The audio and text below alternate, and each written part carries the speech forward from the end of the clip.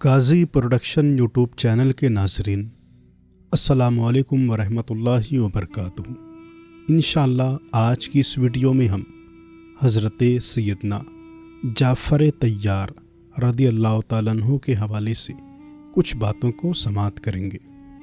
دوستوں، حضرت سیدنا جعفر طیار رضی اللہ تعالیٰ عنہ پیارے آقا صلی اللہ علیہ وسلم کے محبوب و دلدار تھے اور آپ کے چچا زاد بھائی بھی تھے۔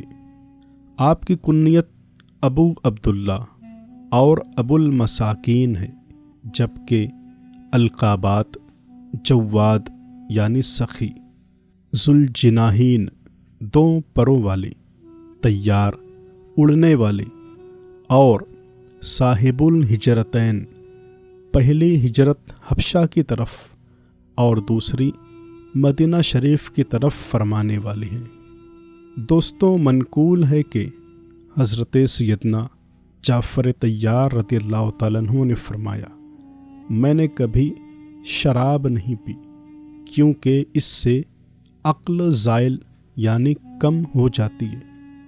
پھر فرمایا، میں نے کبھی بت کی پوجا نہیں کی کیونکہ یہ پتھر نہ نفع دے سکتا ہے نہ نقصان۔ میں کبھی بدکاری میں مبتلا نہیں ہوا کیونکہ میں اپنی بیوی کے بارے میں غیرت رکھتا ہوں کہ کوئی اس سے بدکاری کرے۔ میں نے کبھی جھوٹ نہیں بولا کیونکہ میں جھوٹے کو کمینہ خیال کرتا ہوں۔ دوستوں، آپ اپنے سگے بھائی شیر خدا حضرت مولا علی کرم اللہ تعالی وجہ الکریم سے عمر میں 10 برس بڑے تھے۔ آپ 25 یا 31 مردوں کے بعد ایمان کی دولت سے مالا مال ہوئے۔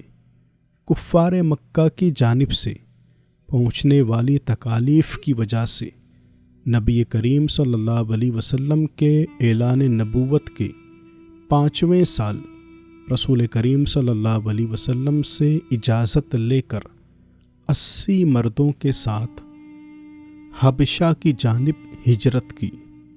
حبشہ کے بادشاہ حضرت نجاشی کے اسلام لانے کا سبب بھی آپ کی ذات مقدسہ بنی تھی۔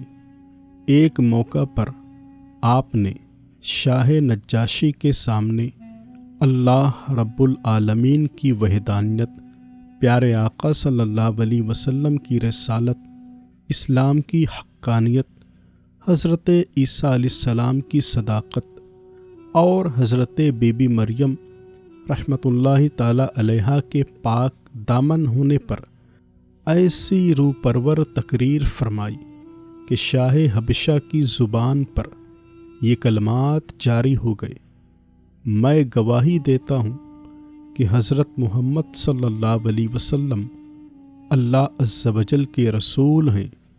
حضرت عیسیٰ علیہ السلام نے انہی کی بشارت دی تھی۔ اگر میں بادشاہت کے کاموں میں مشغول نہ ہوتا تو ضرور ان کی خدمت میں حاضری دیتا اور ان کی نالین مقدس کو اٹھاتا۔ تم لوگ جب تک چاہو یہاں ٹھہرو۔ اس کے بعد شاہ حبشہ نے آپ اور دیگر مسلمانوں کے لیے لباس اور طعام کا بندوبست کرنے کا حکم بھی دیا۔ ماہ صفر سن 7 ہجری میں رحمت عالم صلی اللہ علیہ وسلم غزوہ خیبر سے واپس لوٹے تو دوسری طرف آپ اپنے گھر والوں سمیت 16 افراد کو لے کر حبشہ سے ہجرت کر کے مدینہ پہنچے۔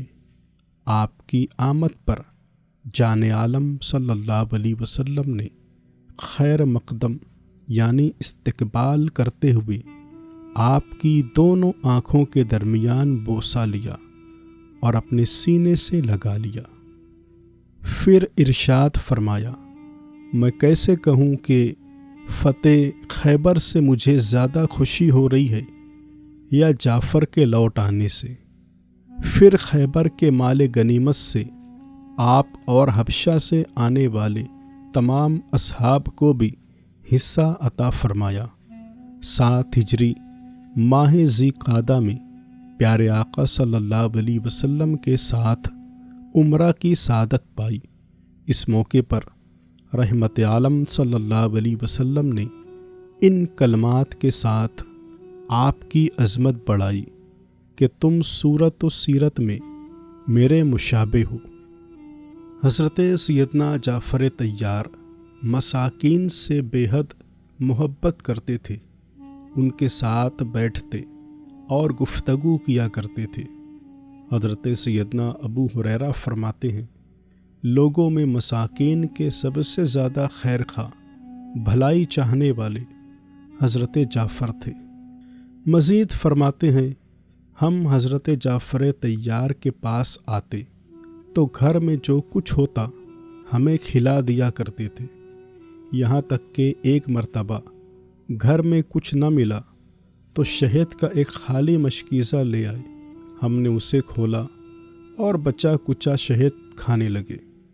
جمادی الاولیٰ 8 ہجری کو ملک شام کی سرزمین موتا کی جانب مسلمانوں کا لشکر روانہ کیا گیا، جس کے امیر حضرت زید بن حارثہ تھے۔ حکم یہ تھا کہ اگر یہ شہادت سے سرفراز ہو جائیں تو حضرت جعفر اور پھر ان کے بعد حضرت عبداللہ بن رواحہ لشکر اسلام کی قیادت کریں گے۔ 3000 مسلمان مجاہدوں کا 1,00,000 رومی سپاہیوں سے مقابلہ آسان نہ تھا۔ مسلمانوں نے جم کر مقابلہ کیا، کئی جلیل القدر صحابہ شہید ہو گئے۔ سرکار دو عالم صلی اللہ علیہ وسلم مدینے میں منبر شریف پر تشریف فرما ہو کر میدان موتا میں ہونے والے واقعات کو نہ صرف ملاحظہ کر رہے تھے بلکہ صحابہ کرام کو بیان بھی فرما رہے تھے۔ حضرت زید بن حارثہ کی شہادت کے بعد حضرت جعفر نے پرچم تھاما تو شیطان نے پاس آ کر آپ کے دل میں موت سے نفرت اور زندہ رہنے کی محبت بڑھائی اور دنیا کی لالچ دلائی۔ آپ نے فرمایا، مومنین کے دلوں میں ایمان پختہ ہونے کا وقت تو اب ہے اور تو مجھے دنیا کی لالچ دے رہا ہے۔ یہ کہہ کر دشمنوں پر ٹوٹ پڑے، پھر جذبہ شہادت سے سرشار ہو کر گھوڑے سے نیچے اترے اور آگے بڑھ کر مردانہ وار مقابلہ کرنے لگے۔ ایک رومی شخص نے آگے بڑھ کر آپ کے بازو پر ایسا وار کیا کہ بازو جسم سے جدا ہو گیا۔ آپ نے جھنڈا دوسرے ہاتھ میں لے لیا، اس نے دوسرے بازو پر وار کر کے اسے بھی جسم سے جدا کیا تو آپ نے پرچم اپنی گود میں رکھ کر کٹے ہوئے بازوؤں سے اسے تھامے رکھا، یہاں تک کہ تاج شہادت سر پر سجا کر روح جسم سے جدا ہو گئی۔ بوقت شہادت آپ کی عمر مبارک 33 سال تھی۔